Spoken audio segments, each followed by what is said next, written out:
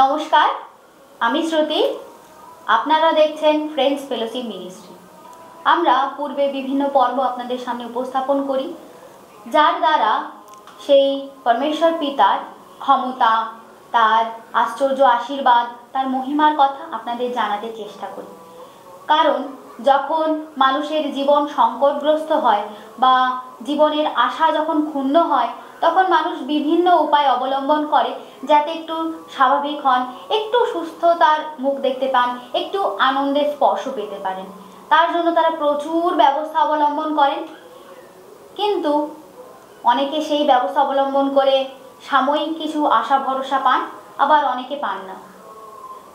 যারা পান না কিংবা যারা এই সমস্যাকেই জীবনের মূল মন্ত্র বলে ভেবে নিয়েছেন, তখন তারা যখন পরমেশ্বর পিতাকে নিজের মন থেকে সম্পূর্ণ মন ও প্রাণের সহিত প্রার্থনা করেন এবং তার কাছে কিছু যাচ্ছা করেন, পরমেশ্বর পিতা তাকে প্রদান করেন। আজ আমার সঙ্গে যিনি রয়েছেন, তার জীবনও পরিশ্রান্ত ভারাক্রান্ত হয়েছিল। তিনিও শান্তির জন্য বিভিন্ন উপায় অবলম্বন করার চেষ্টা করেছিলেন এবং চেষ্টা করেছিলেন যাতে জীবনে খুব সামান্য কিছু, অর্থাৎ খুব সামান্য উপায়ে আনন্দ পান, সুস্থ স্বাভাবিক জীবনযাপন করতে পারেন। কিন্তু সেই সমস্ত উপায় অবলম্বন করেও কোনো দিক থেকেই উনি কোনোভাবেই জীবনের মূল ছন্দে ফিরে আসতে পারেননি। জানবো তিনি কিভাবে ঈশ্বরের সান্নিধ্যে এলেন এবং সেখান থেকে নিজের জীবন সুন্দরভাবে অতিবাহিত করছেন। আজকের পর্ব শুরু করছি পরিচয়ের মাধ্যমে। নমস্কার ম্যাম, আপনার পরিচয়। পরমেশ্বর পিতা ধন্যবাদ, গুরু যিশুর নাম থেকে গুরুকেও করব ধন্যবাদ। নাম তো আমার হাসু দাস, আমার বাড়ি কাটোয়া, পূর্ব বর্ধমান। প্রথমত যে বিষয়ে জানবো, আপনি ঈশ্বরের সান্নিধ্যে কিভাবে এলেন? ঈশ্বরের ইয়েতে এলাম, আমি তো অনেক কষ্ট দুঃখ পড়েছিলাম। তা এরকম ধারা কেন, আপনার কি হয়েছিল? আমার হয়েছিল গলব্লাডারে পাথর হয়েছিল। গল ব্লাডারে পাথর হয়েছিল? হ্যাঁ। আচ্ছা, তারপর? ওখানে তখন অপারেশন করি বর্ধমানতে। অপারেশন করেও আমি ভালো ছিলাম না, আবার পেটের সমস্যা দেখা দিয়েছে। কি সমস্যা দেখা দেয়? টিউমার হয়েছিল, মানে জরায়ু ঘরেও হয়েছিল, আবার পেটেও হয়েছিল। পেটে টিউমার ছিল? তারপর এরকম দিনকে দিনকে বাড়তেই থাকে। তা ছেলে স্বামীকে বলি, ছেলে স্বামী তো আর গ্রাহ্যই করে না, বলে তোমাকে নিয়ে আমি হাঁপিয়ে উঠেছি, আর আমরা পারবো না, তুমি এবারে পড়ে ওই বিছানায় পড়ে কাঁদরাও। এরকম এক দিদি এসে আমাকে বললে যে তুমি এত কষ্ট পাচ্ছ, প্রচুর জায়গায় গিয়েছি, অনেক দ্বারও গিয়েছি, কিন্তু কোথায় আমি সুস্থ হতে পারি নাই। তারা আপনাকে কি বলেছিল? দিদি যখন এসে বলল যে তুমি পিতার কাছে যাবে, তা আমি বললাম কি পিতা, আমি তো চিনি না। এরকম আমি অপারেশন হতে যাব বলে আমার সব রেডিও হয়েছে। তা বললাম চলো। কিসের জন্য অপারেশনে যাবে? এই বলবেলাটা টিউমারের জন্য। পেটের টিউমারের জন্য? হ্যাঁ, অপারেশন হবে আর জরায়ু ঘরে দু জায়গায় একসাথেই হবে বলেছে ডাক্তারে। তা আমরা যাব বলছি, এবার আমাদেরও তো গরিব সংসার, আমাদের তো অর্থ দিক দিয়ে সেরকম ক্ষমতা নাই। তা এরকম ধারা সেই দিদি তখন আসছে আমাদের বাড়িতে। তা তখন বলছি কি তুমি পিতার কাছে যাবে? তা আমি বলছি কি পিতা, আমি তো চিনি না। তা বলছে চলো আমার সঙ্গে চলো। তা আমি যখন গেছি তখন ওই কুর্চিতে মণ্ডলী হয়, আর কুর্চিতে যখন মণ্ডলী হচ্ছে আমি কিছু বলতেও পারি নাই, কিছু জিজ্ঞাসাও করি নাই। ওইখানে খালি কানে শুনেছি আর চোখে দেখিছি। তা যখন বাড়ি আসি ওইখান থেকে শুনে বাড়ি এসে দেখছি আমার সমস্ত রোগ ওই মণ্ডলীতে বসি। কি দেখেছেন আর কানে কি শুনেছেন? মানে যে ধন্যবাদ দিচ্ছে, এইসব বচন টচন পড়ছে, এইটুকুনি দেখেছি। ওগুলো আপনি বুঝতে পেরেছিলেন কিছু? না, আমি কিছু বুঝতে পারি নাই। তা যখন আমি বাড়ি আসি তখন 5টা বেজে গেছে।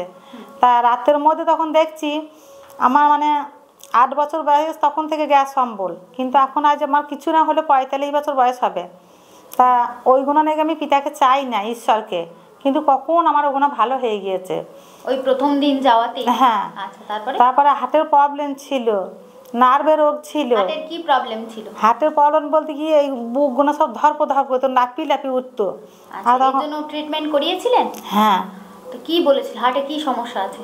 হার্টের সমস্যা বলেছে যে তুমি যতদিন বেঁচে থাকবে ততদিন এই সমস্যা নিয়ে তোমাকে বেঁচে থাকতে হবে, আর ওষুধ খেতে হবে। আর যখন আমি ওষুধ তো ঝুড়ি ঝুড়ি খেতাম, কিন্তু ঝুড়ি ঝুড়ি খেয়েও আমি শান্তি ছিলাম না। আর ছেলে স্বামী তো দিন রাত অশান্তি করতো। যখন আমি মণ্ডলী গেছি সোমবার, তখন ঈশ্বর এত মহিমা করে দিয়েছে। তারপর দিনকে এসে আমি যা ওষুধ পালা যা কিছু ছিল আমি সমস্ত সব ঝেঁটিয়ে ফেলে দিয়েছি। আর আমার দেহতে আজকে 3 বছর 3.5 বছর হবে, আমি খুব ভালো আছি এবং সুস্থ আছি। আর একটা ওষুধ আমি খাই নাই, আমি খুব ভালো আছি। আপনার ওই অপারেশন কি করতে হয়েছিল তারপরে? না, অপারেশনও করতে হয় নাই। আবার যে জায়গায় আমার অপারেশন করা ছিল সে জায়গাটা খুব কষ্ট হতো, সে জায়গাটাও আমার ঈশ্বর ভালো করে দিয়েছে। মানে ওর জন্য আমি চাই নাই, সেগুলোও দিয়েছে। আপনার জীবনে আর কোনো সাক্ষী আছে যা আপনি বলতে চান? আরও আছে। যখন আমি দেখলাম যে আমি তো পুরোপুরি সুস্থ হয়ে গেছি, আজকে আমি একটা টাকার ওষুধ খাই নাই, তখন আমি আরও ঈশ্বরের কাছে যেতে থাকলাম, মানে খুঁজতে থাকলাম যে কোথায় কোথায় কোথায় কোথায় হচ্ছে। হ্যাঁ, আর আমার হচ্ছে মানে কোথায় কোথায় মণ্ডলী হচ্ছে এইরকম খুঁজছি। আর আমার ঘরে তো মন টিকছে না। আর এরকম আমার স্বামীও খুব অশান্তি করে, কারণ স্বামী তো ঈশ্বরকে চেনে না, তার জন্য আমার সঙ্গে অশান্তি করে। তা আমি তখন আমার স্বামীকে বললাম, ওখানে তুমি চলো, ওখানে গেলে তুমি জীবন পাবে, তুমি চলো একদিন। তা আমার স্বামীও একদিন গিয়েছিল। আমার স্বামী যখন গিয়েছে তখন আমাকে আর কোনো কথা বলে নাই, আর বাড়ি এসে আর কোনো জায়গায় আমাকে বাধাও দেয় নাই। হ্যাঁ, তা আমাকে যাওয়ার জন্য সাহায্য করে যে তুমি যাও। এরকম ধারা যেতে যেতে। এটা কি যেতে হবে, এটা মানে মানে সুস্থ হলেই কি বচনে যেতে হবে, এরকম কোনো নিয়ম আছে? না, কিন্তু আমার ভালো লাগে, আমার ভালো লাগে যখন আমি আরও যেতে পারলে আমার আরও হয়তো সুস্থ হব, বেশি বেশি পাবো, এরকম ধরনের আমার মনটা। আপনি তো পুরো সুস্থ হয়ে গেছেন, তাহলে আর কিসে সুস্থ হবেন? আমি সুস্থ মানে আমি যতদিন বেঁচে থাকবো, আমার যতদিন শ্বাস থাকবে, আমি ততদিন ঈশ্বরকে আঁকড়ে ধরে থাকবো। আচ্ছা, এই জন্যই আপনি মণ্ডলীতে সুস্থ হতে থাকেন। হ্যাঁ, তারপরে এরকম ধরনের 1 বছর হলো। তা আমার নাতনি তখন বেলা 11টা বাজে, তখন দাদু 2তলার ছাদে রং করছিল। আর সেই ছাদে থেকে জানি না কীভাবে পড়েছে, আমার ঈশ্বরই জানে। তা যখন মেয়ে পড়ে যায় তখন মেয়ে নিজেই বলেছে যে পিতা আমাকে বাঁচিয়ে নাও, পিতা আমাকে বাঁচিয়ে নাও।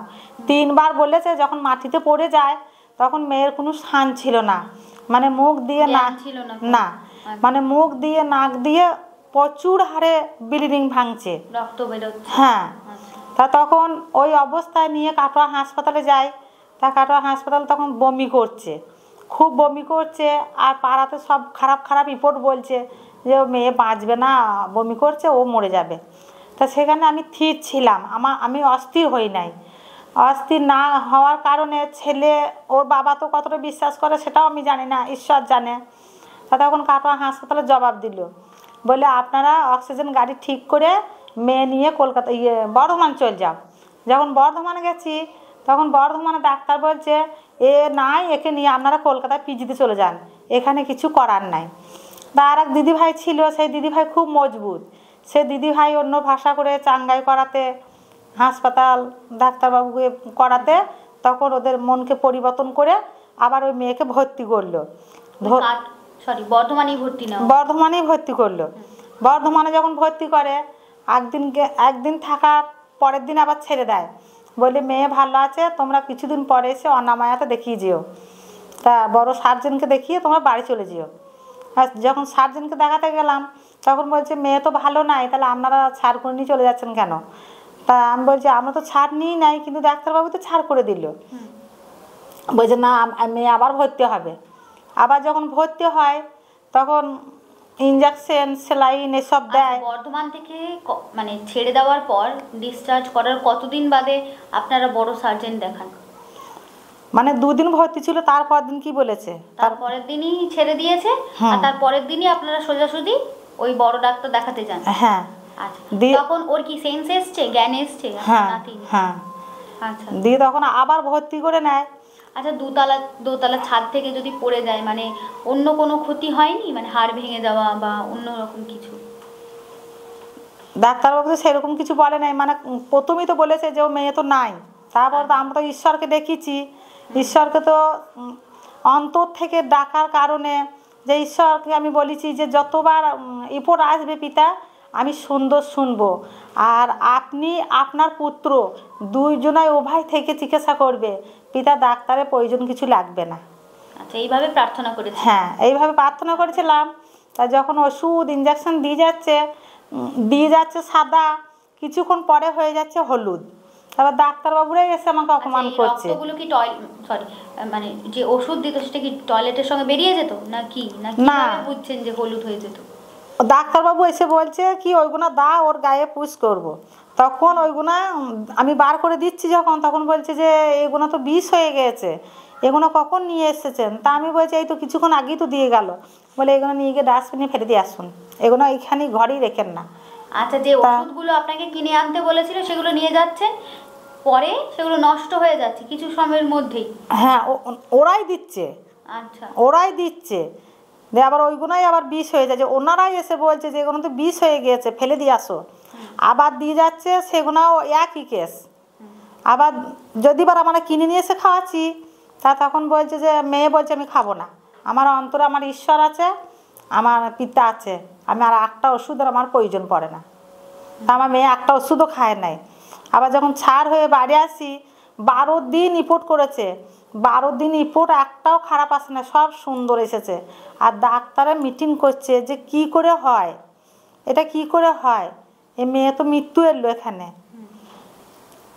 তা আমাকে কিছু কিছু লোকে বলছে তুমি বলতে পারতে যে আমি ঈশ্বরের কাছে যাই। আমি বলছি না, আমি তো বলি নাই। বলছে বলতে হতো।